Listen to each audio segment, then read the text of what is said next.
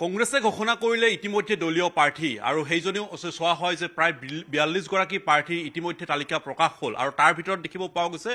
বৰপেটা সংৰক্ষিত সমষ্টিৰ প্ৰাৰ্থী তালিকা ঘোষণা কৰা হ'ল আৰু তাত মহানন্দ চৰকাৰ ইতিমধ্যে প্ৰাৰ্থিত্ব ঘোষণা কৰিছে গতিকে যেহেতুকে ইতিমধ্যে কংগ্ৰেছৰ প্ৰাৰ্থী ঘোষণা কৰা হ'ল গতিকে সমষ্টিটোৰ বিকল্প ৰূপে বিজেপি মিত্ৰজোঁটৰ আসলে কোন প্ৰাৰ্থী হ'ব তাক লৈ এই মুহূৰ্তত বিভিন্নজনৰ মনত প্ৰশ্ন সৃষ্টি হৈ আছে কিন্তু যেহেতুকে আমাৰ হাতলৈকে যিখিনি তথ্য ৰাজনৈতিক খবৰ ৰখা লোকৰ হাতত যিখিনি তথ্য সেই অনুসৰি ক'ব পাৰি যে বৰপেটা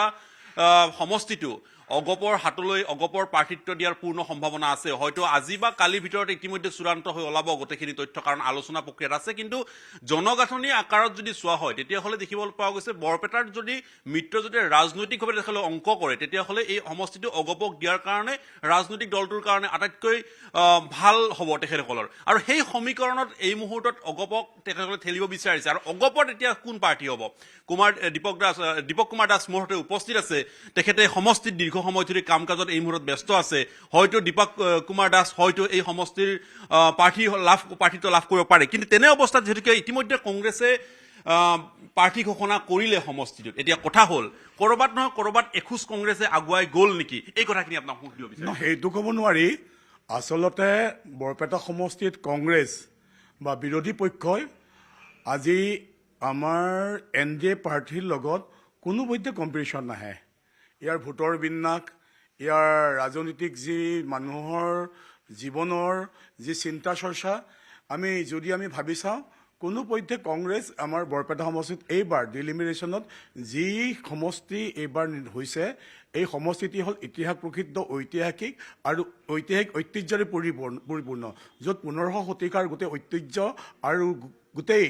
ঐতিহ্যৰ সাম্ৰাজ্যৰে ভৰপূৰ আজি বৰপেটা আজি বহৰী আজি কাঁহ পিতলৰ শিল্পনগৰী সৰ্থেবাৰী সৰুক্ষেত্ৰী অঞ্চল এতেকে ইয়াৰ মানুহৰ চিন্তা চৰ্চা মূলতঃ হ'ল NDA কেন্দ্ৰিক আৰু মূলতঃ হ'ল তাৰমানে আঞ্চলিকতাবাদৰ ওপৰত বিশ্বাসী তেওঁলোক আৰু ইতিমধ্যে বৰপেটা সমষ্টিত আমি 3বাৰ আমি অসম গণ পৰিষদ জিকিছোঁ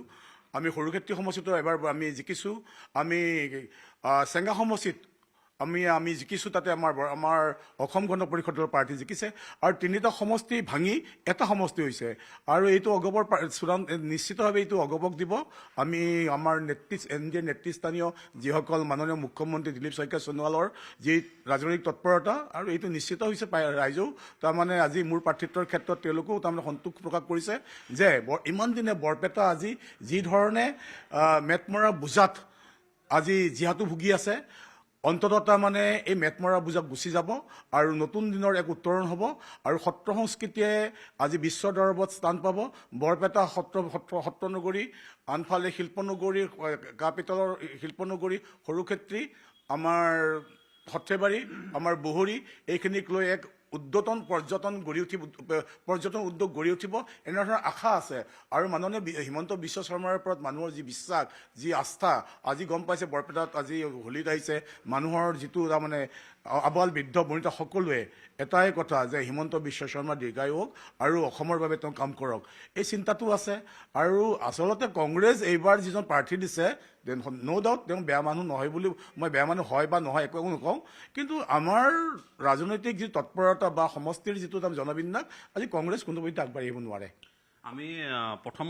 প্ৰাৰ্থী তালিকা ঘোষণা হোৱাৰ লগে এটা কথা চৰ্চা আছে যে বঙালী প্ৰাৰ্থী এগৰাকীক তেখেতসকলে থিয় কৰাইছে গতিকে ৰাজনৈতিক সমীকৰণটো যদি চোৱা হয় সমষ্টি পুনৰ নিৰ্ধাৰণৰ পূৰ্বৰ গাঁথনি আৰু আজিৰ তাৰিখৰ গাঁথনিৰ মাজত যিটো ভোট বেংকৰ সেই ভোট বেংকে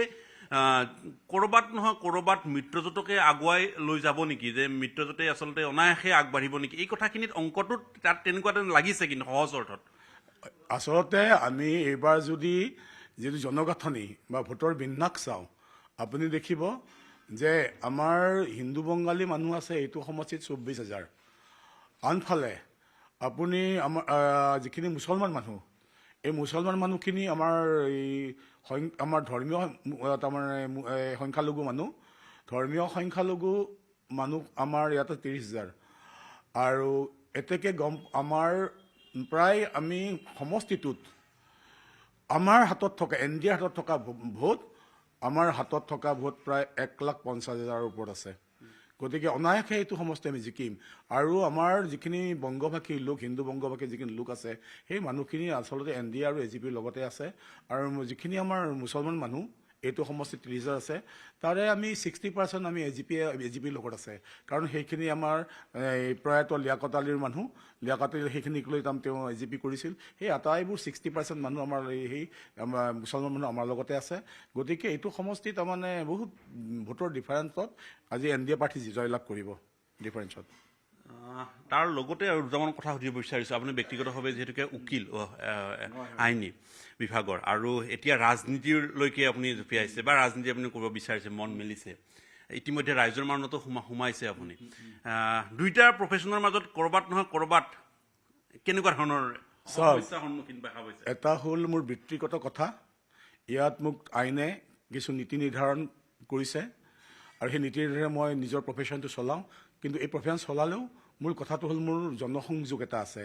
কাৰণ মই সাধাৰণ মানুহৰ লগত লগ হ'ব লাগে আৰু বৰপেটাখন মোৰ হ'ল তাৰমানে কৰ্মভূমি কাৰণ মই ছাত্ৰ অৱস্থাত প্ৰথম অসম আন্দোলনত মই মিটিঙত লেকচাৰ দিয়া আৰম্ভ কৰিছোঁ সদৌ অসম ছাত্ৰ সন্থাৰ মঞ্চৰ পৰা মই 83 পৰা সদৌ অসম ছাত্ৰ সন্থাৰ বৰপেটা আঞ্চলিকৰ মই প্ৰেচিডেণ্ট জিলা ছাত্ৰ সন্থাৰ সাধাৰণ সম্পাদক পৰৱৰ্তী সময়ত মই ইউনিভাৰ্চিটিৰ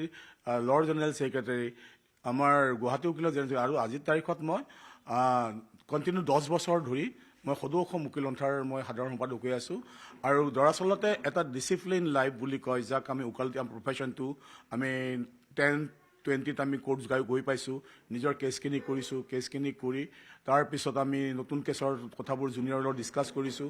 তাতে 2টা বজাত পিছত আফটাৰ 2 PM মই মোৰ আল্লাৰ সদৌ অসম উকিল সন্থাৰ কামখিনি কৰিছোঁ আৰু ঠিক তেনেধৰণে আমি কামবোৰ কৰি তাৰ বাহিৰেও মই আজি এটা ট্ৰাষ্টৰ মই ন্যায়ৰক্ষী সেই ট্ৰাষ্টটো মাননীয় মুখ্যমন্ত্ৰীয়ে 10 কোটি টকা সদৌ অসম উকিল সন্থাক ঘোষণা কৰিছিল তাৰে 7,25,00,000 টকা দিছে আৰু সেইটো যিটো ন্যাস সদৌ অসম উকিল সন্থাৰ ন্যাস বুলি কয় এইটো কল্যাণ ন্যাস সেই ন্যাসটোৰ হ'ল মই ন্যায়ৰক্ষী আপুনি বিচৰা বাতৰি পাব কেৱল নিউজ 18 এপত নিউজ 18 এপ ডাউনলোড কৰিবলৈ স্কেন কৰক এই QR কোড গুগল প্লে ষ্টৰতো পাব এই নিউজ 18 এপ